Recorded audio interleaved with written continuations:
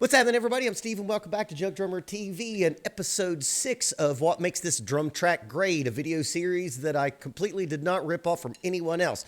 Today's song is Superstition by Stevie Wonder. The year is 1972.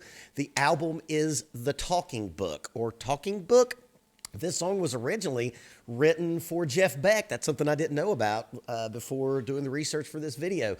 All the other videos in this series so far, we've been talking about really strict, specific part writing. Today, we're going to talk more about feel and touch and groove, and not so much about making a great verse part and a chorus part and repeating those. This is going to be very different from the other episodes in this series. So let's check out. And also, if you didn't know, I think a lot of people know at this point, Stevie Wonder is the drummer on this track. Actually, he plays everything on this track except the horns, if I'm not mistaken. I'm pretty sure that's true, but he definitely is the drummer. So let's check out Stevie Wonder playing Superstition.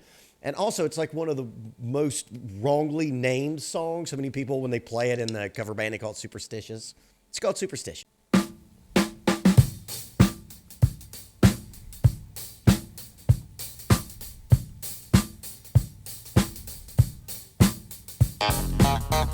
Okay, one of the all-time great drum intros ever recorded, and something I hopefully we'll talk about a lot in this is the swing of this. There's nothing in this song that's straight, and I'm going to try to do a quick explanation of what, swing / funk playing is.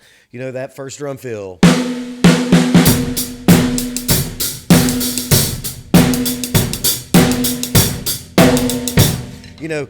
That drum fill is, 3, 4, and a 1. But it's not, right? Because that would be lame and awful. Those notes are swung like crazy.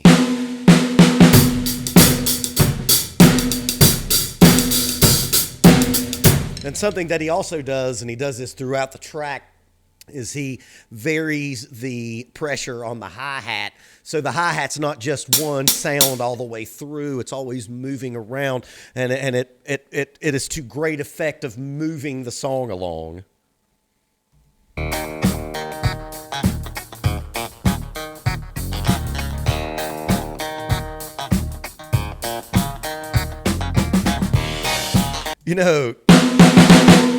That if you were to write that down, it's and but that's not how he's playing it. Right? You've got to learn how to swing, and you got to learn how to swing consistently through the song. That's maybe the number one mistake that drummers make, is not getting their swing consistent. Once you set where your swing is, it has to stay that way through the whole song. And of course, Stevie Wonder does.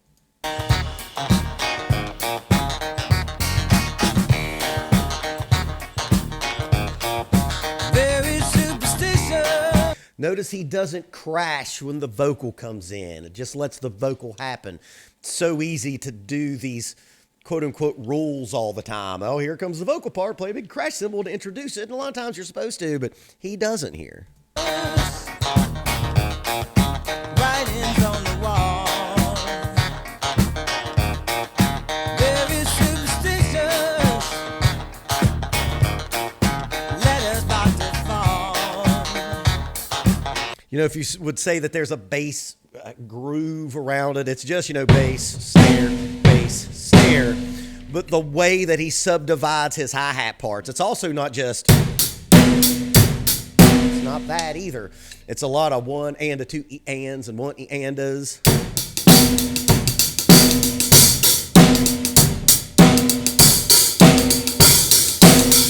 And I'm trying to reproduce how he's, moving the hi-hat up and down.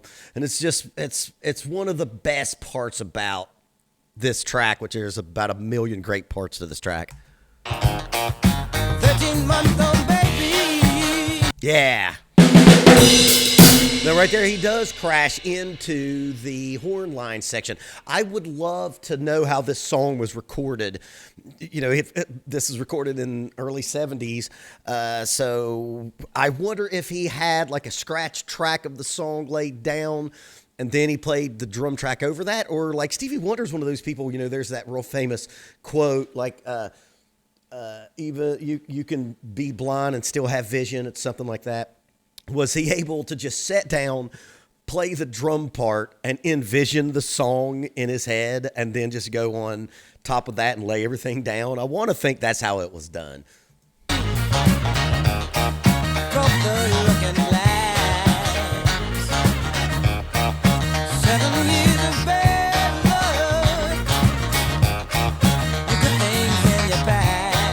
Yeah, really pay attention to the hi-hat variances that he does all the way through this. When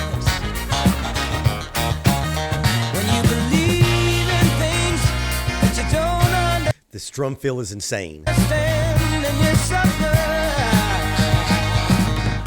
Superstition ain't the way. And no, I'm not going to try to reproduce it, because if you tried to, you would sound terrible. It's loosey-goosey, man. It's not, everything is not perfectly placed, but it's so effective. I think in our day and age of having the ability to perfect, because recording music is so easy now, and you can go back and re-record one note in the middle of a drum fill. Let's listen to that drum fill again, and hopefully we'll get what I'm talking about. It's beautiful. It's perfectly imperfect.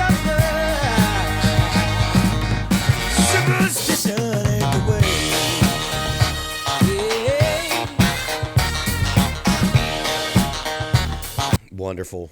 Wonderful. Ooh, very superstition. Yeah, that kind of like hi-hat opening thing that he does right there. It's not something that you would really think is appropriate right there. You would think you'd go, you know, but that hi-hat opening two-handed little hi-hat thing that he does there, it's just so effective. And that actually does herald in the second verse, where he doesn't, you know, play anything that represents the beginning of the verse the first time. Wash your face and hands. Rhythmic on the problem. Do all that you can. Keep me deep. Yeah. It's just swung so wonderfully, and everyone's swing is like a fingerprint. The way that you swing is because I didn't want to let this turn into a lesson about swing, but if you think about the eighth note, it stays the same. And then, you know, if you're playing straight, and then, you know, there's a lot of variants that you can do in your swing, and his is just like real wide open Motown style. Obviously, it's not New Orleans swung; it's a little tighter than that. And really, the best representation of it is that hi-hat stuff. This hi-hat part should be in like a museum. Just the hi-hat part, just taking the hi-hat part and just, you know.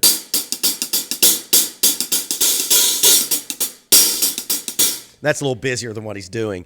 It's wonderful. If you can add that to your playing, do it.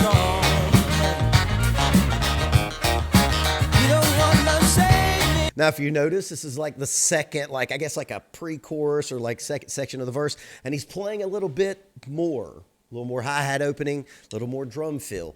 This song's drum track builds and builds and builds.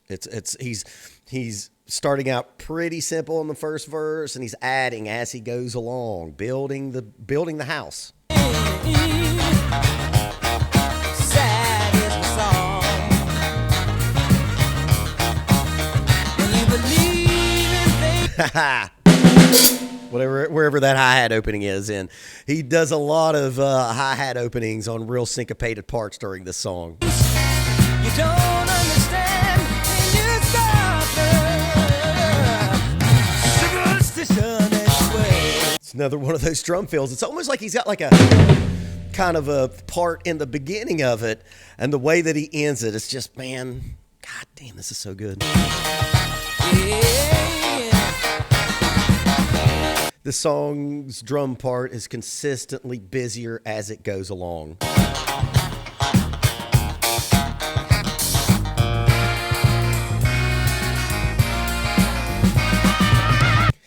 I love this, where he takes the snare drum away for like a whole measure, and it's just like,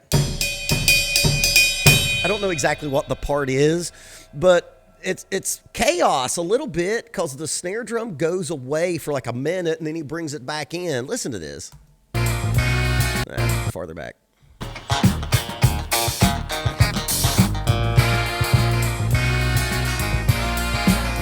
Yeah. You know, adds it in right there. You would almost think that that's like, quote unquote, a mistake because we have a new section, you know, like a little interlude, and the snare drum just goes away for a measure, and it doesn't matter. And you've heard this song 1,000 times, and you've probably never noticed it before. Feel and groove of a song should always trump perfection of execution, in my opinion. Unless you're playing in a prog band and you can't do that.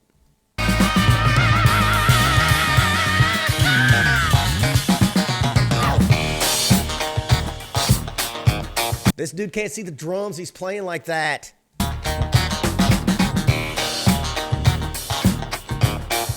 Very superstition. Right there, he actually does do a big old, you know, introduction into that third verse. Nothing more to say. Very superstition. You haven't heard that drum fill yet The devil in that particular place. is on his way. 13 months old baby. With the look in face. 7 years of bad luck.